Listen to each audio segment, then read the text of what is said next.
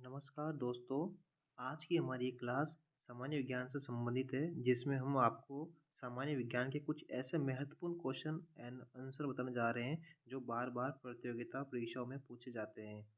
ये क्वेश्चन आपको SSC, RRB या बैंकिंग या बार्क, डीआरडीओ से रिलेटेड यानी सभी तरह की प्रतियोगी परीक्षाओं जिनमें कि सामान्य विज्ञान पूछा जाता है, सभी में काम आएँगे। तो आप इन्हें अच्छे से पढ़िए और याद कर लीजिए। तो चलो दोस्तों शुरू करते हैं आज का पहला क्वेश्चन। निम्न में से कौन सबसे स्थायी तत्व है? ऑप्शन है हाइड्रोजन, सीसा, लोहा या यूरेनियम। तो निम्न में से सबसे स्थायी तत्व है वो है सीसा।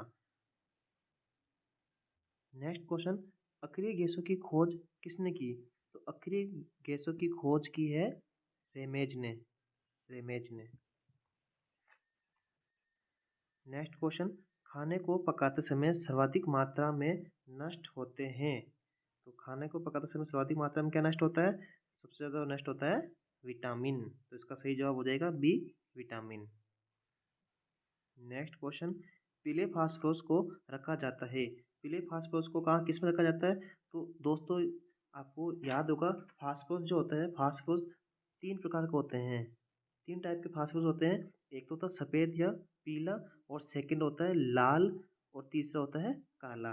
ये जो एक तो होता है, जो होता है सफ़ेद होता है, सफ़ेद फास्फोरस होता है, ठीक है। दूसरा जो होता है वो होता है लाल होता है, और तीसरा जो होता है वो होता है काला। तो ये तीन फास्फोरस होते हैं, तीन तरह के फास्फोरस होता है जिनको हम हमेशा जल के अंदर रखा जाता है। जल में इसलिए रखा जाता है क्योंकि वायु में रखने पर ये सफेद ही जलने लगता है, और इसलिए हम वायु से बचाने के लिए सफेद फास्फोरस को जल में रखा जाता है। नेक्स्ट क्वेश्चन चलते हैं, कौन सी गैस चांदी की सतह को काला करती है? तो कौन सी गैस है जो काले चांदी के सतह को काला कर देती है? तो इसका सही जवाब होगा ओजोन। ओजोन जो होती है चांदी की सतह को काला कर देती है। नेक्स्ट क्वेश्चन, यूरिया में नाइट्रोजन होती है। यूरिया में नाइट्रोजन की मात्रा कितनी होती है? तो यूरिया में नाइट्रोजन की मात्रा होती है 46%। तो इसका सही जवाब हो जाएगा सी, 46%। नेक्स्ट क्वेश्चन है, मूंगफली के तेल के हाइड्रोजनीकरण में प्रयुक्त उत्प्रेरक है। तो मूंगफली का जो तेल होता है उसमें उत्प्रेरक के रूप में हम क्या यूज़ करते हैं? तो उत्प्रेरक के रूप में हम यूज़ करते हैं ए, निकेल। निकेल का यूज़ किया जाता है उत्प्रेरक के रूप में मूंगफली तेल में हाइड्रोजीकरण के लिए। नेक्स्ट क्वेश्चन है, आतिशबाजी में लाल रंग किस मूल के कारण होता है? तो आतिशबाजी होती है उसमें हम बारूद यूज़ करते हैं। तो जब बारूद जो यूज़ करते हैं जिसमें आतिशबाजी टाइम तीन जो कलर यूज़ होता है, जैसे लाल रंग होता है, पीली रोशनी होती है और हरी रोशनी होती है, किसकी वजह से होता है? तो यहाँ पूछा है लाल रंग पूछा है। तो लाल रंग जो होता है वो होता है सीजियम या स्ट्राशियम की वजह से होता है, जिसका सही जवाब होगा बी। और दोस्तों सोडियम, जो ये सोडियम नाइट्रेट है, सोडियम नाइट्रेट, इस बारूद की वजह से जो आतिशबाजी होती है उसमें पीली रोशनी होती है। पीली रोशनी होती है, जो पीली रोशनी होती है वो किसकी वजह से होती है? पीली जो रोशनी होती है वो रोशनी होती है सोडियम नाइट्रेट की वजह से रोशनी होती है। और पोटेशियम की बात करें, सॉरी बेरियम की बात करें, तो बेरियम की वजह से होता है हरी रोशनी। बेरियम की वजह से होता है हरी, और स्टासियम या फिर सोडियम सीजियम नाइट्रेट होता है उसकी वजह से होता है लाल, और सोडियम नाइट्रेट की वजह से होता है पीला। नेक्स्ट क्वेश्चन की बात करें, अम्लों व क्षारों की अभिक्रिया के फलस्वरूप बने पदार्थ को कहते हैं। तो अम्लों और क्षारों की अभिक्रिया के फलस्वरूप जो बने पदार्थ होते हैं उसे हम लवण कहते हैं। तो इसका सही जवाब हो जाएगा बी, लवण। नेक्स्ट क्वेश्चन है, उदासीकरण क्रिया। उदासीकरण क्रिया में हम जो उदासीकरण क्रिया होती है उसमें जो क्रिया होती है उसमें क्या बनता है? तो उदासीकरण क्रिया के अंदर लवण एवं जल बनता है। तो इसका सही जवाब हो जाएगा सी। नेक्स्ट क्वेश्चन, सबसे शुद्धतम जल है। तो दोस्तों आपको ध्यान होगा, सबसे जो शुद्धतम जल होता है वो किसका होता है? वो होता है वर्षा का। क्यों होता है? क्योंकि सूर्य तो जब पानी जो समुद्र होता है, समुद्र में क्या होता है, सूर्य के द्वारा जो पानी का वाष्पीकरण होता है, और वाष्पीकरण होने के दौरान अशुद्धियाँ और जो लवण होते हैं वो समुद्र में पीछे छूट जाते हैं, जिसकी वजह से क्या होता है, जो जल होता है, वर्षा का जल होता है, वो सबसे शुद्धतम जल माना जाता है। तो उसका सही जवाब हो जाएगा बी, वर्षा का जल सबसे शुद्धतम जल होता है। नेक्स्ट है शुद्ध जल होता है। तो शुद्ध जल की बात कर रहे हैं तो सबसे शुद्धतम जल होता है वर्षा का होता है। अब यहाँ पूछा है शुद्ध जल होता है, तो शुद्ध जल किसका होता है? तो शुद्ध जल हो जाएगा यहाँ पर उदासीन होता है। उदासीन, शुद्ध जल हमेशा उदासीन होता है। नेक्स्ट क्वेश्चन, मलेरिया परजीवी को नष्ट करने में प्रयुक्त औषधि है। तो यहाँ पर मलेरिया की बात कर रहे हैं और मलेरिया के लिए जो परजीवी होते हैं उसको नष्ट करने के लिए जो हम औषधि यूज की जाती है उसको हम बोलते हैं क्लोरोक्विन, जिसका ऑप्शन है ए। तो सही जवाब हो जाएगा क्लोरोक्विन। नेक्स्ट क्वेश्चन की बात करते हैं, जिसमें कार्बन की प्रतिशत मात्रा किसमें कार्बन की प्रतिशत मात्रा सबसे अधिक होती है? तो कार्बन की प्रतिशत मात्रा की बात चल रही है, तो कार्बन की प्रतिशत मात्रा सबसे जो अधिक होती है वो होती है, इसका सही जवाब हो जाएगा डलवा लोहा। डलवा लोहा के अंदर कार्बन की मात्रा सबसे अधिक हो जाती है। नेक्स्ट क्वेश्चन, आदर्श गैस के आंतरिक ऊर्जा निर्भर करती है। आदर्श गैस की जो आंतरिक ऊर्जा है वो किस पर निर्भर करती है? तो इसका सही जवाब होगा ताप पर, यानी आदर्श गैस की आंतरिक ऊर्जा ताप पर निर्भर करती है। नेक्स्ट क्वेश्चन, कुकिंग गैस मिश्रण होता है। कुकिंग गैस यानी जो हम किचन के अंदर जो एलपीजी यूज करते हैं उस एलपीजी के अंदर किस किस गैसों का मिश्रण होता है? तो दोस्तों इसका सही जवाब होगा डी, ब्यूटेन एंड प्रोपेन का मिश्रण होता है, इसको हम कुकिंग गैस कहते हैं। नेक्स्ट क्वेश्चन, सबसे कठोर पदार्थ है। सबसे कठोर पदार्थ होता है तो वो होता है हीरा, ए हीरा। नेक्स्ट क्वेश्चन, ऑक्सीजन के समस्थानिकों की संख्या होती है। ऑक्सीजन की समस्थानिक की बात चल रही है यहाँ पर दोस्तों, तो मैं आपको बताना चाहता हूँ ऑक्सीजन के समस्थानिक जो होते हैं, ऑक्सीजन जो होता है मानव शरीर में सर्वाधिक मात्रा में जो पाए जाने वाले जो तत्व की होता है वो होता है ऑक्सीजन होता है। और यहाँ पर क्वेश्चन में पूछा गया है कि ऑक्सीजन के समस्थानिकों की संख्या है, तो ऑक्सीजन के समस्थानिक की संख्या हो जाएगी यहाँ पर 18 का ए 2, यानी इसका सही जवाब होगा 2। नेक्स्ट क्वेश्चन, धातु के तार में विद्युत धारा का प्रवाह किसके कारण होता है? तो धातु के तार में विद्युत धारा का जो प्रवाह होता है वो होता है इलेक्ट्रॉन के जैसे होता है। नेक्स्ट क्वेश्चन, जल शीशा या वाटर ग्लास का रासायनिक सूत्र क्या है?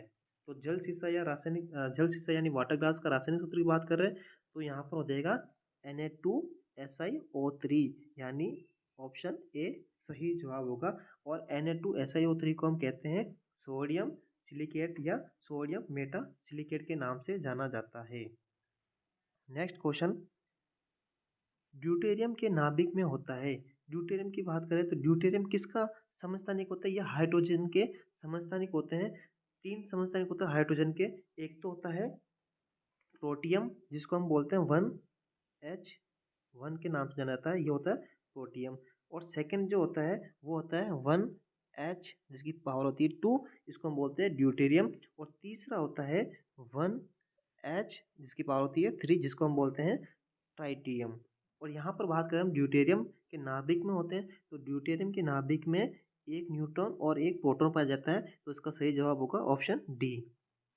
नेक्स्ट क्वेश्चन, यूरेनियम के समस्थानिक होते हैं। तो यूरेनियम का बात करते हैं तो यूरेनियम जो परमाणु भट्टी में होती है, जो ईंधन यूज किया था परमाणु भट्टी के अंदर, उसमें हम यूज करते हैं यूरेनियम। और यहाँ पर यूरेनियम के समस्थानिक की बात कर रहे हैं तो यूरेनियम के समस्थानिक हो जाएंगे 238, ऑप्शन बी सही जवाब होगा आपका।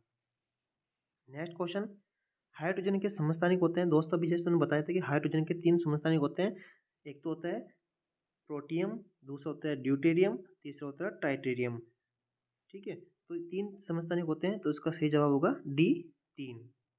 नेक्स्ट क्वेश्चन, अनिश्चितता के सिद्धांत का प्रतिपादन किसने किया था? तो अनिश्चितता का सिद्धांत होता क्या है? सबसे पहले हम बात करते हैं अनिश्चितता सिद्धांत होता क्या है। अनिश्चितता सिद्धांत है जिसके अंदर बताया गया है कि जो सूक्ष्म पार्टिकल होते हैं, जो माइक्रो कण होते हैं, जिसे है ना सूक्ष्म कण का, तो सूक्ष्म कण की जो स्थिति होती है और जो गति या फिर संवेग होता है, दोनों की कोई भी ठीक से मेजर नहीं कर सकता है। यानी सूक्ष्म कण की स्थिति और गति को, दोनों को कोई भी ठीक से मेजर नहीं कर पाता है। और इस सिद्धांत को हम बोलते हैं अनिश्चितता का सिद्धांत। और ये सिद्धांत दिया था 24, जिसका सही जवाब हो जाएगा हाइजेनबर्ग ने, बी। नेक्स्ट क्वेश्चन है, स्थिर ताप पर गैस का आयतन कम करने से उसका दाब क्या होता है? कम होता है, या पहले बढ़ता है फिर घटता है, या बढ़ जाता है? तो इसका सही जवाब होगा कि स्थिर ताप पर गैस का आयतन कम करने से उसका जो दाब होगा वो हमेशा क्या होता है? बढ़ जाता है। नेक्स्ट क्वेश्चन, परमाणु भट्टी में कौन सा ईंधन प्रयुक्त होता है? जैसा कि अभी मैंने बताया था कि परमाणु भट्टी में जो ईंधन के रूप में यूज करते हैं वो हम करते हैं यूरेनियम। यूरेनियम को यूज करते हैं ईंधन के रूप में।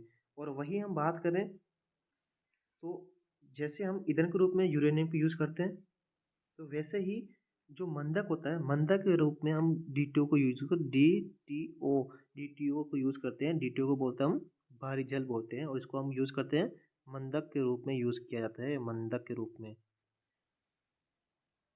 नेक्स्ट क्वेश्चन, भोपाल गैस दुर्घटना में किस गैस का रिसाव हुआ था?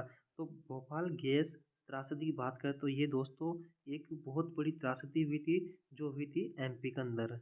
एमपी में एक शहर है जिसका नाम है भोपाल, और ये भोपाल में जब ये जो गैस है, ये जो त्रासदी हुई थी, ये त्रासदी हुई थी 3 दिसंबर, याद रखना बहुत इंपॉर्टेंट क्वेश्चन, 3 दिसंबर 1984 के समथिंग ये, हाँ 1984 में ये एक त्रासदी हुई थी, जिसके अंदर गैस का जो रिसाव हुआ था वो गैस थी मिथाइल आइसोसाइनाइड थी, मिथाइल आइसोसाइनाइड, जिसका ऑप्शन नंबर सी सही है। और इसका हम रासायनिक सूत्र की बात करें तो इसका रासायनिक सूत्र हो जाएगा MiCC2H3NO, ये है मेथाइल आइसोसाइनाइड। नेक्स्ट क्वेश्चन, सिंदूर का रासायनिक नाम क्या है? सिंदूर, सिंदूर का रासायनिक नाम की बात करते हैं तो सिंदूर रासायनिक नाम हो जाएगा मर्क्यूरिक सल्फाइड, यानी ऑप्शन बी सही जवाब होगा। और इसको हम शो करते हैं HGS से, और यह पानी में अघुलनशील होता है, यानी घुलता नहीं है। वैसे ही जैसे लाल सिंदूर होता है, तो लाल सिंदूर जो होता है उसका फॉर्मूला होता है Pb3O4 होता है, जिसको बोलते हैं लेड पर ऑक्साइड। और सिंदूर का फॉर्मूला रासायनिक नाम होता है मर्क्यूरिक सल्फाइड, जिसको बोलते हैं HGS से। Next question, radio carbon dating से किसका निर्धारण होता है? तो दोस्तों यहाँ पर रेडियो कार्बन डेटिंग की बात करें, और रेडियो कार्बन डेटिंग से जो हमें मतलब मेजरमेंट जो करते हैं या फिर हमने जो निर्धारण किया जाता है वो किया जाता है जीवाश्म की आयु का, यानी ऑप्शन बी सही होगा, ऑप्शन बी सही होगा। और कार्बन डेटिंग के रूप में हम C14 का यूज़ किया करते हैं, कार्बन डेटिंग के जगह हम कार्बन डेटिंग में कार्बन 14 का यूज़ करते हैं, जिससे हम जीवाश्म की आयु का आसानी से पता लगा सकते हैं। नेक्स्ट क्वेश्चन है, सूर्य की किरणें सूर्य की किरणों का कौन सा भाग सोलर कुकर को गर्म करता है? तो दोस्तों इसका सही जवाब होगा इंफ्रारेड किरणें। इंफ्रारेड किरणें जो होती है ये सूर्य की किरणों का एक भाग है जो सोलर कुकर को गर्म करता है, तो ऑप्शन ए सही जवाब होगा। नेक्स्ट क्वेश्चन है, ताप के केल्विन स्केल में जल का क्वथनांक है? तो यहाँ जल का क्वथनांक की बात कर रहे हैं, और यहाँ पूछा केल्विन में, तो केल्विन में होता है 373 डिग्री केल्विन, यानी 373 डिग्री केल्विन होता है। और वहीं हम बात करते हैं सेल्सियस में, बात करते हैं तो सेल्सियस में जो जल का क्वथनांक होता है वो 100 डिग्री सेल्सियस होता है। और फ़ारेनहाइट में बात करें तो 212 डिग्री फ़ारेनहाइट में जल का क्वथनांक होता है, और केल्विन में 373 होता है, तो इसका ऑप्शन हो जाएगा 373 केल्विन, ऑप्शन सी सही जवाब होगा। नेक्स्ट क्वेश्चन है, निम्न में से सबसे कठोरतम धातु है? निम्न में से सबसे कठोरतम धातु की बात करें तो सबसे कठोरतम धातु है यहाँ पर सी प्लेटिनियम, सबसे कठोरतम धातु माना जाता है। नेक्स्ट क्वेश्चन है, निम्न हेलोजनों में सबसे अधिक अभिक्रियाशील है? यहाँ बात करें हेलोजन, और हेलोजन की बात करते हैं तो दोस्तों आपको याद होगा जो पीरियोडिक टेबल है, और जो वर्ग 17 के जो कुल 5 तत्व होते हैं उसे हम हेलोजन ग्रुप कहते हैं, या फिर हेलोजन कहा जाता है। वो कौन कौन से होते हैं? एक तो होता है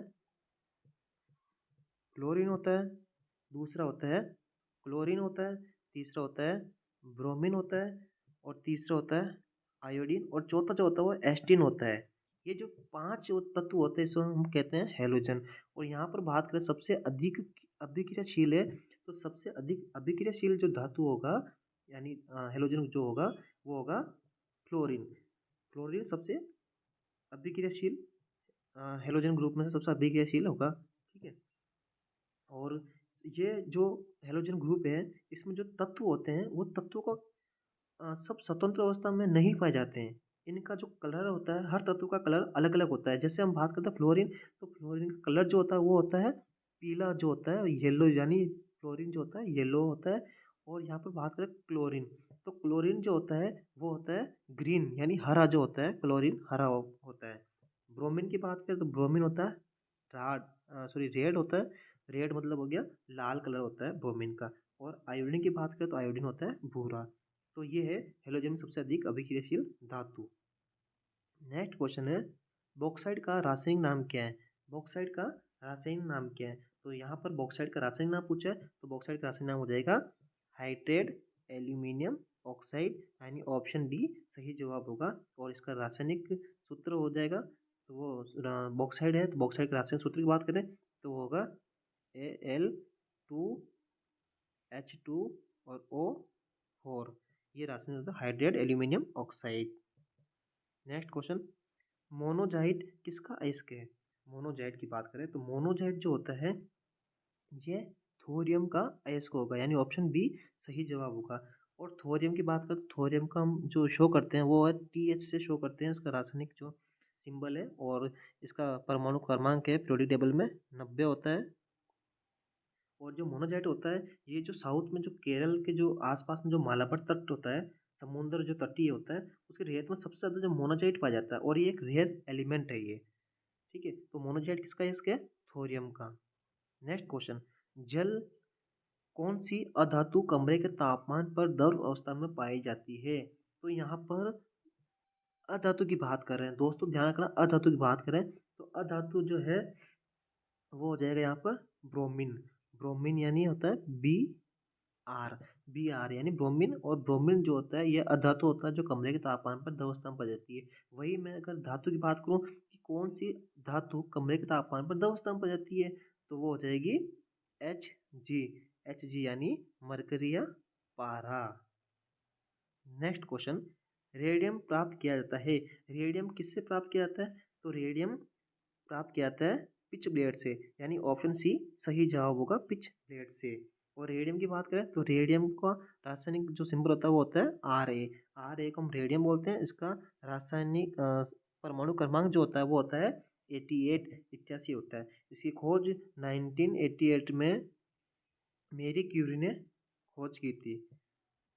नेक्स्ट क्वेश्चन बात करें तो निम्न में किसका प्रयोग दर्पण को चमक देने के लिए किया जाता है? तो दर्पण को चमक देने के लिए जो यूज़ किया जाता है वो होता है सिल्वर नाइट्रेट। सिल्वर नाइट्रेट का यूज़ हम करते हैं दर्पण को चमक देने के लिए, तो ऑप्शन ए सही जवाब होगा इसका। नेक्स्ट क्वेश्चन है, सबसे अघात वर्धनीय धातु है? सबसे अघात वर्धनीय धातु, तो सबसे अघात वर्धनीय धातु की बात करते हैं। यहाँ हम एक शब्द है अघात वर्धनीय। अघात वर्धनीय होता क्या है? अघात वर्धनीय अघात वर्धनीय पदार्थों को हथौड़ों से पीट पीट कर आसानी से चपटा किया जा सकता है। यानी कोई मेटल है जिसको हम हथौड़े से पीट पीट कर आसानी से चपटा कर किया जा सकता है, और उससे उस ऐसी धातु होती है उसे हम कहते हैं अघात वर्धनीय। तो यहाँ पर क्वेश्चन पूछा गया सबसे अघात वर्धनीय धातु है, तो सबसे अघात वर्धनीय धातु हो जाएगा वो हो जाएगा सोना, यानी ऑप्शन बी सही जवाब है। तो दोस्तों आज की क्लास यहीं समाप्त होती है, और ऐसे ही समाज विज्ञान के इम्पोर्टेंट क्वेश्चन आंसर देखने के लिए हमारे चैनल को लाइक एंड सब्सक्राइब जरूर करें। धन्यवाद दोस्तों।